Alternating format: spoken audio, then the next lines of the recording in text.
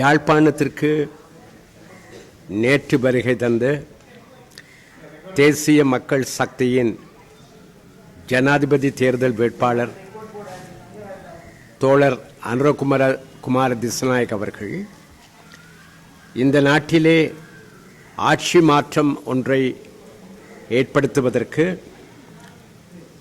தமிழ் மக்களும் ஒத்துழைக்க வேண்டும் என்கிற வேண்டுகோளை விடுத்திருக்கின்றார். தென்னிலங்கை மக்கள், அதாவது சிங்கள மக்கள் ஆட்சி மாற்றத்திற்கு தயாராகிவிட்டார்கள் என்றும் அதற்கு ஏதுவாக தமிழ் மக்கள் அவருடைய வார்த்தைகளிலே சொல்வதாக இருந்தால் வடக்கு மக்கள் வாக்களிக்க வேண்டும், வாக்களிக்க முன்வர வேண்டும் என்று அவருடைய வேண்டுகோள் அமைந்திருக்கிறது. ஊழலற்ற, அதிகார துஷ்பிரயோகமற்ற, சுரண்டலற்ற, பாரபட்சமற்ற ஒரு சமூக கட்டமைப்பினை ஏற்படுத்த முடியும் என்கிற நம்பிக்கையோடு இந்த வேண்டுகோளை அவர் விடுத்திருப்பதாக தெரிகிறது. ஆனால் தமிழ் மக்களை பொறுத்த மட்டிலே ஒரு அடிப்படை பிரச்சினை இலங்கை சுதந்திரமடைந்த நாளிலிருந்து இருந்து வந்திருக்கிறது. படிப்படியாக அது கூர்மையடைந்திருக்கிறது. கடைசியாக அதன் உச்சகட்டமாக 30 வருடங்கள் இந்த நாட்டிலே ஒரு உள்நாட்டு போரே நடந்து முடிந்திருக்கிறது. இந்த வரலாற்று பின்னணியிலே தோழர் அனுரகுமார திஸ்நாயக் அவர்களுடைய வேண்டுகோளை பரிசீலிக்கிற பொழுது அவர் தமிழ் மக்களுடைய அடிப்படை பிரச்சினை என்ன என்பதை ஒருபுறம் தள்ளிவிட்டு ஒட்டுமொத்தமாக இலங்கை முழுவதற்கும் சிங்கள மக்கள், தமிழ் மக்கள், முஸ்லிம் மக்கள் உட்பட இலங்கை தீவின் மக்கள் அனைவருக்கும் உள்ள பொதுவான பிரச்சனைகளை பற்றியே கரிசனை கொண்டவராகவும் கவனத்தில் கொண்டவராகவும் தன்னுடைய பேச்சிலே கருத்துக்களை தெரிவித்திருக்கிறார் என்பதை புரிந்து கொள்ள முடிகிறது. இதுதான் இப்பொழுது சில சிங்கள தலைவர்களிடம் நாங்கள் காண்கின்ற குறைபாடு. முற்போக்கு சிந்தனை கொண்டவர்கள் பாரிய அரசியல் பொருளாதார மாற்றங்களை இந்த நாட்டிலே இனியாவது ஏற்படுத்தியாக வேண்டும் என்கிற தீவிர உணர்வு கொண்டவர்கள் இந்த விடயத்திலே, அதாவது தமிழ் மக்களின் அடிப்படை பிரச்சினை தொடர்பிலே ஒரு முழுமையான பார்வை கொண்டவர்களாக இல்லை. ஆட்சி மாற்றத்தை ஏற்படுத்துவதால் மாத்திரம் எமது மக்களுக்கு இந்த நாட்டிலே நிம்மதியும் அமைதியும் மற்றும் பிரச்சனைகளுமற்ற ஒரு வாழ்க்கை உறுதிப்படுத்தப்படும் என்று நாங்கள் நம்பவில்லை. நாங்கள் இந்த நாட்டிலே நீண்ட நெடுங்காலமாக அடிமைப்படுத்தப்பட்டு வந்திருக்கிறோம். தமிழர்கள் என்ற காரணத்திற்காக விவரிக்க முடியாத பாரபட்சங்களுக்கு எமது மக்கள் உள்ளாக்கப்பட்டு வந்திருக்கிறார்கள். மிக கொடுமையான சட்டங்கள் எமது மக்கள் மீது ஏவி விடப்பட்டு வந்திருக்கின்றன. இன்னும் சொல்ல போனால் இந்த யுத்தம் 79 பிரகடனப்படுத்தப்படாத அளவிலே தொடுக்கப்பட்ட இந்த அரச பயங்கரவாதம் 2009 வெற்றிகரமாக தமிழ் மக்களுடைய எதிர்ப்பு போராட்டத்தை முறியடிக்கின்ற வரையிலே 30 வருஷ காலம் ஒரு நரக வாழ்க்கைக்குள்ளே எமது மக்கள் இருந்து வந்திருக்கிறார்கள். இந்த பின்னணியிலே தான் நண்பர் அனுரகுமார திஸ்நாயக் அவர்கள் 2010 நீங்கள் சரத் பொன்சேகாவுக்கு வாக்களித்தீர்கள். 2015 மைத்ரிபால சிறிசேனவுக்கு வாக்களித்தீர்கள். 2019 கோதபாய ராஜபக்ஷவுக்கு எதிராக வாக்களித்தீர்கள் என்றெல்லாம் கூறி இந்த முறை தனக்கு வாக்களித்து ஒரு ஆட்சி மாற்றத்தை ஏற்படுத்த கை கொடுங்கள், தோள் கொடுங்கள் என்று பகிரங்க அறைகூவலை விடுத்திருக்கிறார். அது அவருடைய நிலைப்பாட்டை பொறுத்த மட்டிலே புரிந்து கொள்ளப்படக்கூடியது. ஆனால் எங்களுடைய நிலைமை, எமது மக்களுடைய நிலைமை முற்று முழுதாக வேறுபட்டிருக்கிறது என்பதை அவர் புரிந்து கொள்ள வேண்டும். நாங்கள் இந்த யுத்தத்துக்கு தொடர்ந்து முகம் கொடுக்க வேண்டி வந்ததற்கான அடிப்படை காரணம் எங்களுடைய அடிப்படை உரிமைகளை நாங்கள் விட்டு கொடுக்க மறுத்தது. ஒரு தனி தேசிய இனம் என்ற அடிப்படையிலே சர்வதேச சட்டத்தின் கீழ் எங்களுக்குள்ள உரிமைகளை நாங்கள் விட்டு கொடுக்க அல்லது சரணடைய செய்ய மறுத்தது என்பதை அவர் புரிந்து கொள்ள வேண்டும். இந்த யுத்தத்தின் பொழுது யார் யார் எப்படியெல்லாம் நடந்து கொண்டார்கள் தெற்கில் உள்ள அரசியல்வாதிகளை பொறுத்தமட்டிலே என்பது எமது மக்களுக்கு நன்றாக தெரியும். அந்த பழைய விஷயங்களை நான் இப்பொழுது கிளற விரும்பவில்லை. ஜேவிபி என்ற கட்சி யுத்தம் முடிகின்ற வரையிலே எவ்விதம் செயல்பட்டது என்பது எங்களுக்கு தெரியும். 1988 ஆண்டு இந்திய இலங்கை ஒப்பந்தத்தின் கீழ் ஒன்றாக ஒரே மாகாணமாக இணைக்கப்பட்டிருந்த வடக்கு கிழக்கு மாகாணங்களை சட்ட ரீதியாக பிரிப்பதற்கு உயர் நீதிமன்றத்தை நாடி வழக்கு தாக்கல் செய்து 2006 அதில் வெற்றி கண்டவர்கள் ஜேவிபி என்பதை எமது மக்கள் இன்னமும் ஞாபகத்தில் வைத்திருக்கிறார்கள். ஆனால் அதையெல்லாம் அவர்களுக்கு விரோதமான ஒரு காரணமாக நாங்கள் இப்பொழுது பார்க்க விரும்பவில்லை. ஜேவிபி என்ற பெயரை ஒரு பக்கம் தள்ளிவிட்டு தேசிய மக்கள் சக்தி என்கிற புதிய பெயரோடு ஒரு புதிய அவதாரம் எடுத்திருக்கிற இந்த அரசியல் சக்தி அல்லது இந்த அரசியல் அணி இப்பொழுது தோழர் அனுரகுமார திஸ்ஸநாயக்காவை களத்திலே இறக்கி எமது மக்களுடைய ஆதரவை கோருகிற பொழுது நாங்கள் ஒரு விடயத்தை சுட்டிக்காட்ட விரும்புகிறோம். பல விஷயங்களை நீங்கள் பேசுகிறீர்கள். ஊழலுக்கு நாங்களும் எதிர்ப்பானவர்கள், அதிகார துஷ்பிரயோகத்திற்கு நாங்களும் எதிர்ப்பானவர்கள். பாரபட்சம் என்பது எந்த வடிவில் வந்தாலும் அரசியல் ரீதியாக, இன ரீதியாக, மத ரீதியாக, பொருளாதார ரீதியாக எந்த வடிவில் வந்தாலும் உங்களைப் போலவே நாங்களும் அதற்கு தீவிரமான எதிர்ப்பாளர்கள். ஆனால் அத்துடன் விஷயம் முடிந்து விடவில்லை. எமது மக்களை பொறுத்தமட்டிலே நாங்கள் இந்த இலங்கை தீவிலே சிறுபான்மை மக்கள் என்ற அடிப்படையிலே வடகிழக்கிலே பெரும்பான்மையாக நீண்ட நெடுங்காலமாக நாங்கள் வாழ்ந்து வந்தாலும் ஒட்டுமொத்த இலங்கை தீவிலும் நாங்கள் சிறுபான்மை மக்கள் என்ற அடிப்படையிலே எங்களை பாதுகாத்துக் கொள்வதற்கு, எங்கள் சுதந்திரத்தை நிலைநாட்டுவதற்கு, எங்கள் மரபு வழி தாயகத்திலே எங்கள் இருப்பை நாங்கள் உறுதி செய்து கொள்வதற்கு எங்களுக்கு ஆக குறைந்தது ஒரு பூரண சுயாட்சி அரசியல் நிர்வாக அமைப்பு முறை வேண்டும் என்பதைத்தான் நாங்கள் இப்பொழுது எங்களுடைய அரசியல் கோரிக்கையாக கடந்த பல ஆண்டுகளாக முன்வைத்திருக்கிறோம். இந்த விடயத்திலே வேறுபட்டு நிற்கும் தமிழ் அரசியல் கட்சிகளுக்கிடையிலே, தமிழ் தேசியம் சார்ந்த அரசியல் கட்சிகளுக்கிடையிலே எந்த வேறுபாடும் கிடையாது. இது ஒரு ஒருமித்த கோரிக்கை. ஆனால் அதற்கு தேசிய மக்கள் சக்தியினுடைய பதில் என்ன? பல்வேறு பிரச்சனைகளுக்கு திட்ட வட்டமாக வெட்டொன்று துண்டு ஒன்றாக பரிகாரங்களை முன்வைத்திருக்கும் தேசிய மக்கள் சக்தியின் வேட்பாளர் நண்பர் அனுரகுமார திஸ்ஸநாயக்க இனப்பிரச்சனை தொடர்பிலே தங்களுடைய தீர்வு என்ன, தாங்கள் முன்வைக்கின்ற திட்டம் என்ன என்பதை இனியாவது எமது மக்களுக்கு முன்னாலே சமர்ப்பிக்க வேண்டும். முழு இலங்கை தீவுக்கும் அவர்கள் அதை பகிரங்கமாக சொல்ல வேண்டும்.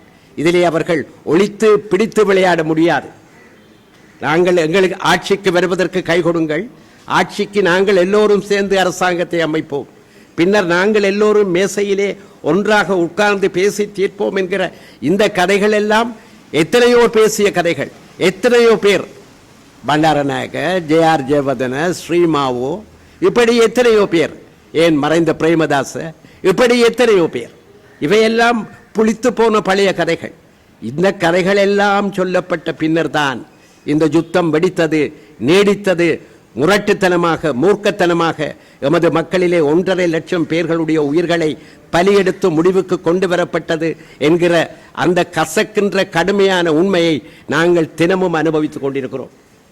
யுத்தத்திலே காணாமல் ஆக்கப்பட்டவர்கள் தொடர்பிலே நீதி விசாரணையை பற்றி திஸ்ஸநாயக்க பேசியிருக்கிறார். அனுரகுமார திஸ்ஸநாயக்க உள்நாட்டு பொறுமுறையை பற்றி அவர் பேசுகிறார். அதே நேரத்திலே உயர் நீதிமன்றத்தின் தீர்ப்பை இந்த நாட்டின் ஜனாதிபதி மதிப்பதில்லை, ஜனாதிபதி பொருட்படுத்துவதில்லை என்பதையும் அவர் கூறியிருக்கிறார். குறிப்பாக போலீஸ் மா அதிபருடைய விடயத்திலே ஒரே நேரத்திலே இந்த 2 கருத்துக்களும் வந்திருக்கின்றன. இந்த நாட்டிலே உயர் நீதிமன்றத்தின் தீர்ப்பு மதிக்கப்படவில்லை என்று சொல்கிற அதே நேரத்திலே இந்த நாட்டின் நீதித்துறை பல்வேறு அழுத்தங்களுக்கு நீண்ட காலமாக உள்ளாக்கப்பட்டு வந்திருக்கிறது என்கிற உண்மையை பகிரங்கமாக குறிப்பிடுகிற அனுரகுமார திஸ்ஸநாயக்க இந்த நாட்டின் நீதி நிர்வாக முறையின் மீது, உள்நாட்டு பொறிமுறையின் மீது நம்பிக்கை வைத்து காணாமல் ஆக்கப்பட்டவர்கள் உடைய விவகாரத்தை விசாரித்து நீதி காண முடியும் என தமிழ் மக்களை நம்ப வைக்கலாம் என்று நம்புகிறாரா? இதனால் தான் தமிழ் மக்கள் ஆகிய நாங்கள் சர்வதேச ரீதியிலான விசாரணை, சர்வதேச குற்றவியல் நீதிமன்றம் இந்த போர்க்குற்றங்களை யுத்தத்தின் போது எமது மக்களுக்கு எதிராக ஆயுத மோதலிலே எந்த விதத்திலும் சம்பந்தப்பட்டிராத சாதாரண பொதுமக்களுக்கு எதிராக புரியப்பட்ட அத்தனை போர்க்குற்றங்களும் விசாரிக்கப்பட வேண்டும் என்று நாங்கள் கோருகிறோம். அதிலே பலமான நபர்கள், உயர் பதவிகளில் இருந்த நபர்கள், இளைப்பாறிய நபர்கள், ஏன் இன்னமும் உயர் பதவிகளை வைத்துக் கொண்டிருக்கிற பல நபர்கள் சம்பந்தப்பட்டிருக்கிறார்கள் என்பதும், இந்த விவகாரம் உள்நாட்டிலே விசாரிக்கப்பட முடியுமாக இருந்தால், விசாரிக்கப்படுமானால் இந்த நாட்டினுடைய நீதித்துறை கடந்த காலத்தை போலவே பல அழுத்தங்களுக்கு முகம் கொடுக்க வேண்டி வரும் என்பதும், நீதித்துறை மாத்திரமல்ல இந்த வழக்குகளை நடாத்த கடமைப்பட்டிருக்கிற சட்ட மா அதிபர் திணைக்களமும் கூட பல்வேறு அழுத்தங்களுக்கு ஆளாக வேண்டி வரும் என்பதையும் நாங்கள் நன்றாக அறிவோம். அதனால்தான் நாங்கள் தொடர்ந்து கூறி வருகிறோம், உள்நாட்டு பொறிமுறையிலே எங்களுக்கு நம்பிக்கை இல்லை என்று. இதை முதலிலே தேசிய மக்கள் சக்தி நண்பர்கள் புரிந்து கொள்ள வேண்டும். தமிழ் மக்களுடைய சந்தேகங்கள், தமிழ் மக்களுடைய அச்சங்கள், அனுபவ ரீதியாக தமிழ் மக்கள் கொண்டிருக்கிற நீதியான கருத்துக்கள், இவற்றை அவர்கள் புரிந்து கொள்ள வேண்டும். எங்களுடைய நிலைமையிலிருந்து ஒரு வினாடி அவர்கள் இந்த பிரச்சனையை இந்த பக்கத்தில் இருந்து பார்க்க வேண்டும். அடிமைப்பட்டு, அடக்கப்பட்டு, ஒடுக்கப்பட்டு, போரிலே வாட்டி வதைக்கப்பட்ட இனம் இப்பொழுதும் தனது காயங்களை தனது நாவினாலே காயப்பட்ட ஒரு அப்பாவி மிருகத்தை போல நக்கிக் கொண்டிருக்கிறது, ஆறுதல் பெற முயற்சிக்கிறது. ஆனால் எங்களை பார்த்து கை கொடுங்கள் என்று கூறினால், ஆக குறைந்தது தேசிய மக்கள் சக்தி தன்னுடைய தீர்வு திட்டத்தினுடைய வரையறைகளை அடிப்படையாவது வெளிப்படையாக சொல்ல வேண்டாமா? ஒரு கவர்ச்சி நடிகை, திரைப்பட நடிகை, திரைப்படத்திலே தன்னுடைய கவர்ச்சி அம்சங்களிலே சிலவற்றை காட்டி வேறு சிலவற்றை மறைப்பதை போல நண்பர் திஸ்நாயக் அவர்கள் பல்வேறு பிரச்சனைகளிலே பட்டவர்த்தனமாக வெளிப்படையாக பேசிக்கொண்டு, ஏன் இந்த விவகாரத்தில் தமிழ் மக்களுடைய பிரச்சனையில், இந்த நாட்டின் தேசிய கேள்வியாக தொடர்ந்து நீடிக்கின்ற இன பிரச்சனையில் தன்னுடைய தீர்வு திட்டம் என்ன என்பதை, அல்லது அதனுடைய எல்லைக்கோடுகளை, உள்ளார்ந்த சில அடிப்படை அம்சங்களையாவது சுட்டி காட்ட தயங்குகிறார் என்பதுதான் எங்களுடைய கேள்வி. இதிலே தமிழ் மக்களுடைய காதிலே யாரும் பூச்சுற்ற முடியாது. நண்பர் திஸ்நாயக் அவர்களை நன்கறிந்தவர் என்ற முறையிலே அவருக்குரிய மரியாதையோடு நான் சொல்லிக் கொள்வேன். இடதுசாரி தலைவர்கள் பலரை நாங்கள் பார்த்திருக்கிறோம். எங்களுக்காக ஒரு காலத்திலே பிலிப் குணவர்தன, என்.எம். பெரேரா, லெஸ்லி குணவர்தன, கொல்வினாடி சில்வா போன்ற டாக்டர் எஸ் ஏ விக்ரமசிங்க போன்ற தலைவர்கள் குரல் எழுப்பினார்கள். மலையக தமிழ் மக்களுடைய பிரஜா உரிமை பறிக்கப்பட்ட பொழுது வடகிழக்கைச் சேர்ந்த சில தமிழ் எம்பிக்கள் ஒத்துழைத்து அதற்கு ஆதரவாக வாக்களித்து வரலாற்று துரோகம் புரிந்த நேரத்தில் கூட இந்த இடதுசாரி தலைவர்கள் குருநாகலவின் ஸ்ரீ நிசங்க உட்பட, தகநாயக உட்பட, ஐஎம்ஆரை எரிய கொல்ல உட்பட இந்த பிரச்சனையிலே, பிரஜா உரிமை பிரச்சனையிலே எதிராக, அந்த மசோதாவுக்கு எதிராக வாக்களித்தார்கள். பின்னாளிலே நடந்தது என்ன? சிங்களம் மட்டும் சட்டத்தை எதிர்த்தவர்கள் கூட பின்னாளிலே சிங்களம் மட்டும் கொள்கைக்கு முன்னாலே சரணடைந்தார்கள்.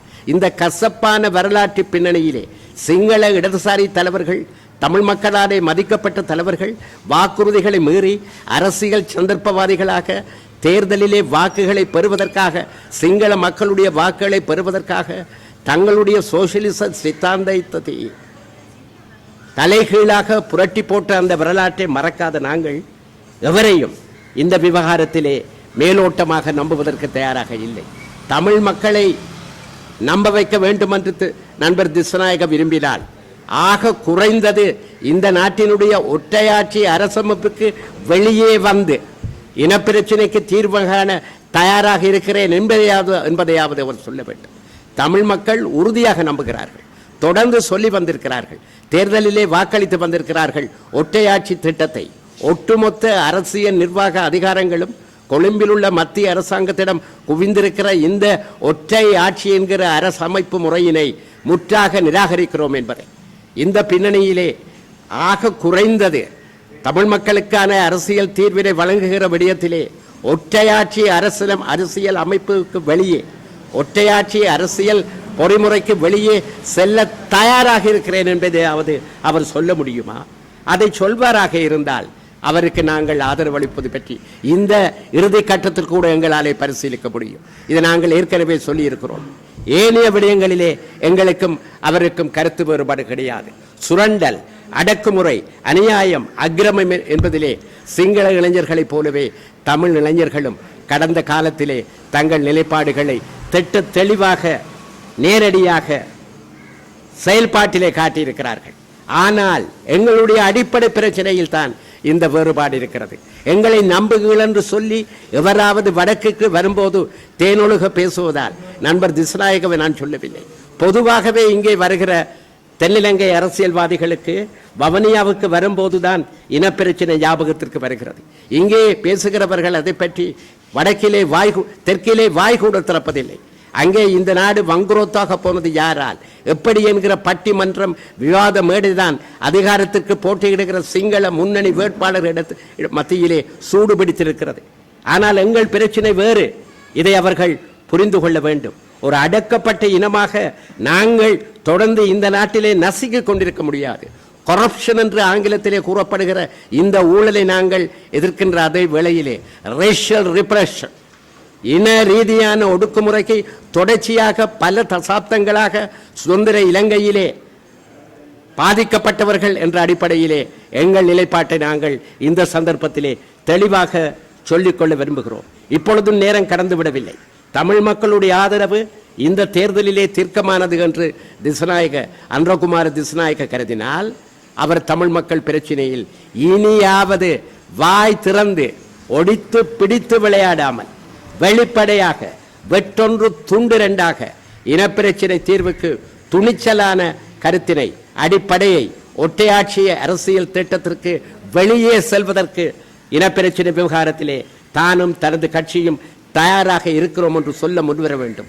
சொல்ல முடியாது அவராலே. ஒரு சவாலாக நான் அவருக்கு விடுக்க விரும்புகிறேன். ஏனென்றால் இவர்கள் எல்லோரும் அஞ்சுகிறார்கள். இப்படி சொன்னால், வாய் திறந்தால் சிங்கள மக்கள் மத்தியில் இருக்கிற ஆதரவு சரிந்து இரவோடு இரவாக காற்றோடு கரைந்து போய்விடும் என்று அவர்கள் கவலைப்படுகிறார்கள், அச்சமடைகிறார்கள். இதுதான் லங்கா சமசமாஜ கட்சி தலைவர்களுக்கு நடந்தது. இதுதான் கம்யூனிஸ்ட் கட்சி தலைவர்களுக்கு நடந்தது.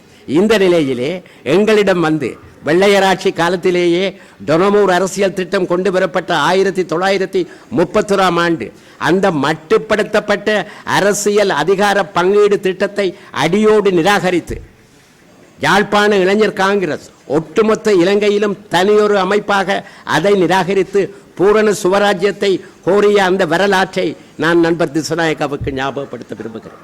வடக்கின் 5 சட்டசபை தொகுதிகளிலே 4 யாழ்ப்பாணம், பருத்தித்துறை, காங்கேசன்துறை மற்றும் ஊர்காவற்றுறை ஆகிய 4 தொகுதிகளிலும் எந்த ஒரு வேட்பாளரின் நியமன பத்திரம் தாக்கல் செய்யாத நிலையிலே 3 வருடங்கள் அந்த ஆசனங்கள் சட்டசபையிலே காலியாக இருந்த அந்த வரலாற்றை நான் ஞாபகப்படுத்த விரும்புகிறேன். எமது தலைவர்கள் சிங்கள தலைவர்களை நம்பினார்கள். அதனால் தான் பிரிட்டிஷ் ஆட்சியாளர்கள் வெளியேற விரும்பிய பொழுது எமது தலைவர்கள் ஒத்துழைப்பு கொடுத்தார்கள். அன்றைக்கு நாங்கள் சமஷ்டி ஆட்சியை, இணைப்பாட்சியை கேட்டிருந்தால் இணைக்கப்பட்ட வடக்கிலே ஒரு பூரணமான இணைப்பாட்சி திட்டத்தை அமெரிக்காவில், சுவிட்சர்லாந்தில், கனடாவில் இருப்பதை போல நாங்கள் பெற்றுக்கொண்டிருக்க முடியும். ஆனால் அப்படி எங்கள் தலைவர்கள் நடந்து கொள்ளவில்லை. சிங்கள தலைவர்களுடைய அந்த இனிமையான வார்த்தைகளிலே அவர்கள் மயங்கி போனார்கள். நாங்கள் விரும்பியிருந்தால், எங்கள் தலைவர்கள் விரும்பியிருந்தால் திருகோணமலை துறைமுகத்தை ஒரு பகடைக்காயாக பாவித்து பிரிட்டிஷ் ஆட்சியாளர்களிடம் பேரம் பேசி இணைந்த வடகிழக்கை, ஒட்டுமொத்த வடகிழக்கை இந்தியாவிலிருந்து பாகிஸ்தான் பிரிக்கப்பட்டது போல ஒரு தனி நாடாக தமிழ் ஈழமாக பெற்றுக் கொண்டிருக்க முடியும். அதை கூட எங்கள் தலைவர்கள் சிந்திக்கவில்லை. சின்ன பிள்ளைகளைப் போல, விரல் சூப்புற குழந்தைகளைப் போல சிங்கள தலைவர்களின் ஆசை வார்த்தைகளிலே, DS சேனநாயக, பரன் ஜெயதிலக போன்றவர்களுடைய ஆசை வார்த்தைகளிலே, இனிய வார்த்தைகளிலே அவர்கள் மயங்கினார்கள். அதனுடைய விளைவைத்தான் அவர்களெல்லாம் போச்சு என்றதற்கு பிறகு தலைமுறையாக நாங்கள் அனுபவித்து வந்திருக்கிறோம்.